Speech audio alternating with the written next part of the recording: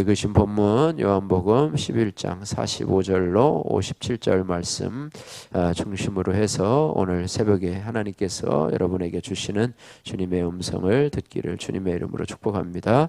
오늘 본문 말씀을 보시면은요, 간단하게 살펴보면은 예수님께서 이 죽은 나사로를 살리시는 아주 기적의 일을 베푸셨는데 그 일을 보고 많은 유대인들이 예수님을 믿었습니다. 그런데 그 중에 어떤 자는 이 일을 바리새인들에게 가서 고하지요.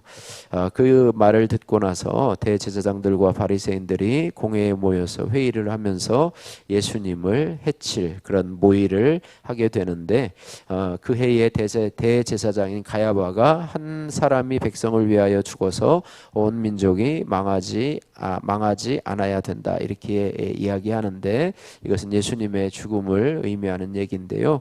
이후 예수님은 그들의 계획을 하시고 드러나게 다니지 않는다, 이런 내용이 오늘 본문의 내용입니다. 먼저 45절에서 48절 말씀을 보시면은 예수님이 이 죽은 나사로를 살리신 일로 인해서 많은 유대인들이 예수 그리스도를 구주로 영접하는 그런 사건이 일어나게 됩니다. 하지만 이 소문을 들은 이 대제사장들과 바리새인들은요, 자기들이 믿지 않는 것도 모자라서 백성이 믿는 것까지 방해를 합니다. 자신이 안 믿는 것은 괜찮은데 자기 주위의 백성들까지 믿지 못하게 하는 경우가 있죠. 가정에서도 그렇죠. 안 믿는 사람이 자기뿐만 안 믿는 것도 아니라 자기 자녀도 못 믿게 하고 자기 아내나 남편도 못 믿게 하는 그런 경우도 보게 되지요. 자기는 안 다니면서 가족들이 교회 다니는 것은 별로 신경 안 쓰고 그냥 자유롭게 할 수 있는 분도 있는 반면에 오늘 이 대제사장과 바리새인들도 마찬가지로 자신들도 믿지 않을 뿐더러 백성들까지도 못 믿게 하는 참 악한 그런 모습을 드러내는데요. 이것은 뭐냐면 왜 예수님을 죽이려고 하는가 하면 자기들이 누리는 기득권을 빼앗길까 봐 그렇습니다. 예수님이 자기들보다 인기가 좋아지고 백성들의 시선이 또 발걸음이 예수님께로 향할까 봐 두려워서 예수님을 제거하려고 하는 음모를 보게 되는 것이죠. 어쨌든 하나님의 영광이 드러나는 엄청난 기적을 보고도 믿지 않고 또 내 기득권과 욕심 때문에 그 엄청난 기적을 나와 상관없는 일로 여기게 되면 나도 죽고 남도 죽는 비참한 인생을 살게 됩니다. 우리 성도들의 인생은 나도 살고 다른 사람도 살리는 그런 윈윈의 그런 삶이 되어야 될 줄로 믿습니다. 그래서 하나님께서 나에게 주어진 영광을 바라보며 또 하나님께서 나에게 베풀어 주신 은혜를 바라보며 그 일을 나 혼자만 아는 것이 아니라 간증하는 인생으로, 그래서 하나님을 드러내는 인생으로 여러분 기회가 있을 때마다 여러분에게 임하신 하나님의 은혜를 간증하면서 복음을 전하는 인생이 되시기를 주님의 이름으로 축복합니다. 49절로 53절 말씀에 대제사장 가야바의 말이 나오게 되는데요. 대제사장 가야바의 말이 오늘 50절 말씀, 49절 50절 말씀에 기록되어 있습니다. 같이 한번 읽겠습니다. 그 중에 한 사람 그 해의 대제사장이 가야바가 그들에게 말하되 너희가 아무것도 알지 못하는도다. 한 사람이 백성을 위하여 죽어서 온 민족이 망하지 않게 되는 것이 너희에게 유익한 줄을 생각하지 아니하는도다 하셨으니, 한 사람이 백성을 위하여 죽어서 온 백성이, 한 사람은 여기 예수님을 말하는 거죠. 이건 예수님 편에서 얘기한 것이 아니라요, 예수님 한 사람만 죽으면 온 백성이 편안하게 될 텐데 그 예수님 한 사람만 죽이면 우리는 편안하게 된다, 그런 내용의 말씀입니다. 그런데 51절 보니까 이 말은 스스로 함이 아니요 라고 이야기를 하면서 하나님께서 이 말조차 사용하시는 것을 보게 된다라고 하는 것입니다. 그래서 이 말은 나라를 구하자는 말이 아니라 자신의 정치적 입지를 위협하는 예수를 희생양으로 삼자라는 그런 아주 악한 말입니다. 그럼에도 불구하고 하나님께서는 그 말을 사용하셔서 구원을 위해서 선하게 사용하시는, 그죠? 예수님의 한 사람 희생을 통해서 온 백성이 살아나는 것, 이게 복음이고 진리 아닙니까? 그죠?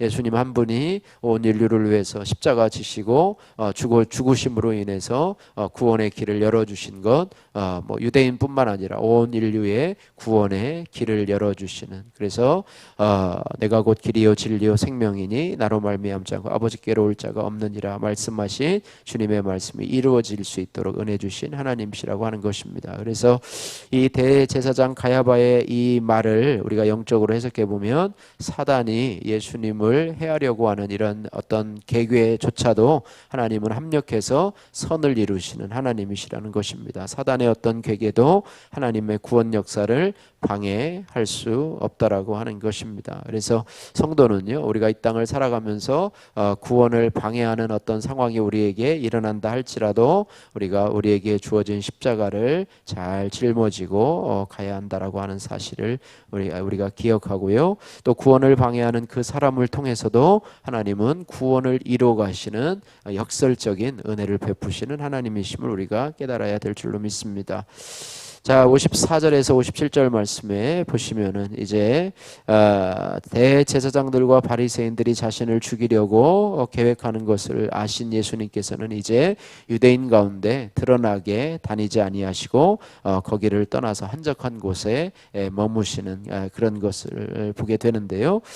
왜 예수님이 죽음이 들어와서 그곳을 떠났느냐? 그것이 아니라 아직 때가 되지 않았기 때문에, 십자가의 때가, 하나님이 정하신 그 때가 오지 않았기 때문에 피하신 것이라고 하는 사실입니다. 그러면서 제자들과 함께 머무시는데 십자가를 지기 전에 제자들을 양육하는데 힘써야 될 때가 지금임을 아셨기 때문이라고 하는 것입니다. 그래서 우리는 예수님처럼 그 때를 잘 분별하는, 하나님께서 나에게 주시는 구원의 때, 또 하나님께서 나에게 기도하라고 주시는, 너희가 지금 기도할 때다, 너가 지금 은혜를 사모할 때다, 또 뭐 이런 여러 가지 하나님께서 우리에게 주시는 그런 때를 잘 분별하는, 헌신해야 될 때, 기도해야 될 때, 또 우리가 예배해야 될 때, 이런 때들을 잘 분별하면서 구원을 위해서 때를 분별하는 것이 우리의 참 지혜라고 하는 것입니다. 그래서 우리의 신앙생활은요,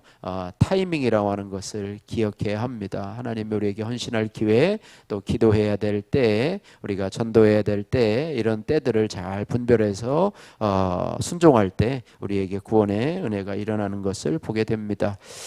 20년 만에 나타난 며느리라고 하는 황지연님의 큐티인 간증입니다. 물질 우상을 섬기던 저는 돈을 많이 벌어다 줄 것 같은 전 남편과 불신 결혼을 했습니다.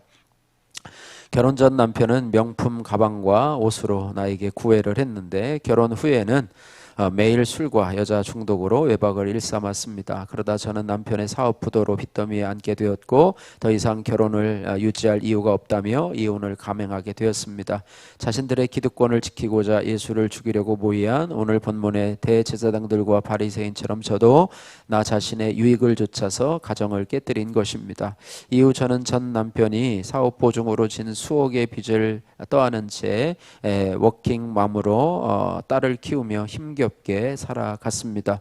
결국 하나님밖에 의지할 대상이 없던 저는 말씀의 공동체에 속하게 되었고요. 그리고 첫 예배부터 하나님의 말씀이 내게 주시는 음성으로 들려서 감사와 회개의 눈물을 흘리게 되었습니다.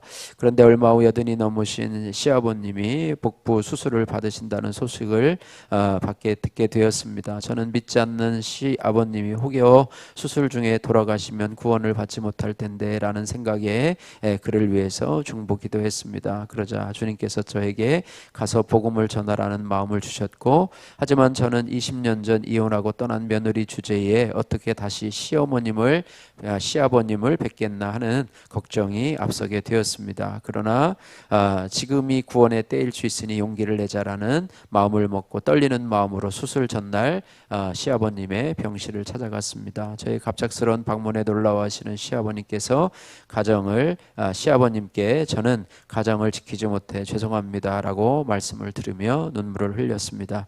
그러자 시아버님도 눈물을 흘리며 제 손을 잡아 주셨습니다. 그날 저는 하나님의 은혜로 복음을 전했고 시아버님도 주님을 영접하셨습니다. 이혼하고 20년간 남처럼 지낸 저를 시아버님의 구원을 위해 쓰임받게 해주신 하나님께 감사드립니다. 아직 믿지 않는 다른 가족에게도 구원의 때가 이르도록 거룩한 삶을 잘 살아내는 모습을 보이기를 원합니다. 적용하기, 복음을 전할 타이밍을 소식을 기다리며 믿지 않는 남동생과 올케에게 안부 전화를 하겠습니다. 시아버지께 안부 인사를 드릴 때마다 천국 소망을 가지시라고 말씀드리겠습니다. 바라기는 저와 여러분들이 구원의 때를 잘 분별하면서 또 기도해야 될 때, 헌신해야 될 때, 이런 때를 잘 분별하면서 머물러야 될 때와 또 떠나야 될 때를 우리가 잘 분별하면서 하나님의 뜻을 이루어가는 예수님과 같이 믿음의 성도들이 되시기를 바랍니다. 기도하겠습니다. 사랑의 하나님 아버지, 감사합니다. 하나님, 오늘 그 예수님의 기적을 바라보면서도 아버지, 자신의 욕심만 채우려고, 자신의 기득권만 유지하려고 하는 이 대제장들과 바리새인들의 모습을 바라보면서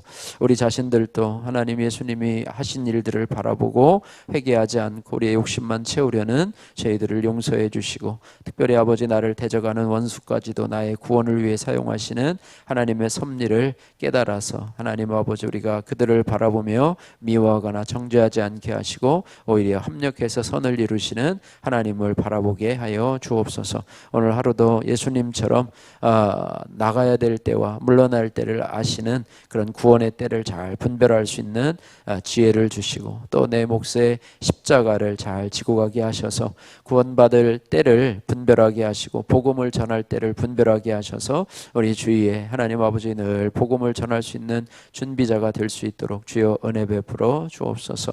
예수님 거룩하신 이름으로 기도드립니다. 아멘.